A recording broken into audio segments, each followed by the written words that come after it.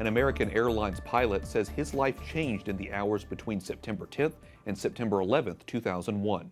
Steve Scheibner was scheduled to be on Flight 11 from Boston to Los Angeles on 9/11, but his assignment changed at the last minute. The plane was hijacked and crashed into the World Trade Center. Joining me now from Rome, where he's on duty for American Airlines, is First Officer Steve Scheibner. Steve, welcome to the program. Take us back to 2001. What were your thoughts when you realized that American Airlines Flight 11 out of Boston was the one you were originally scheduled to be on? Yeah, that's a great question. And, it's a kind of an empty feeling. I realized that evening when I went back into the computer to try to figure out the names of the crew members that had actually been on the flight, who it was, and all the names had been scrubbed, and where I had seen my name the day before on the manifest, my name was now removed, and all it said was sequence failed continuity, which at American means the flight never made it to its destination.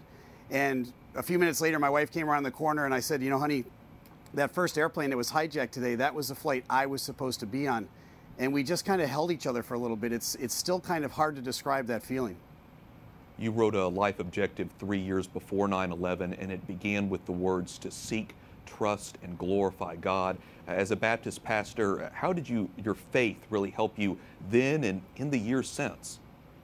Well, at the time of 9/11, I had another job. I was pastoring a church up in Maine, and that life objective you just mentioned, I described that as kind of a catalytic moment for me, 9/11. It's the moment where the Lord kind of changed the direction of my life.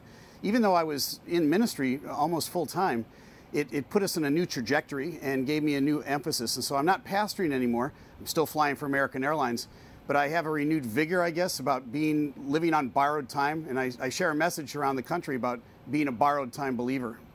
Well, a lot of people in your shoes might have chosen not to come back. Did you ever consider not going back into the cockpit? No, I was anxious to get back into the cockpit. I'm a Navy trained guy, and I couldn't wait to get back in. I mean, what are you going to do after 9/11? And I never had that feeling of not wanting to go back to it. I was actually anxious to get back at the controls of the airplane as fast as I could. Well, it's now been 17 years later. What's your message to others as we look back and remember? Well, the message is, as it gets farther and farther in our rearview mirror, there's a whole generation of young people that have grown up that I'm a historical figure to them, but there's a lot of us that remember exactly where we were on 9/11. And the message is a sense of urgency and purpose and passion about getting the most out of your days, and not the most for you, but the most for the bigger picture, the kingdom of God, the cause of Christ. That's what drives me these days. Someday we'll stand before the Lord and you want to hear, "Well done, my good and faithful servant." And that ought to drive all of us. And 9/11 is an annual reminder of that sense of urgency and purpose and passion in life, because life is short. It's an incredible testimony and a powerful story. American Airlines First Officer Steve Scheibner, thanks so much for talking with us. Thank you, Wyatt.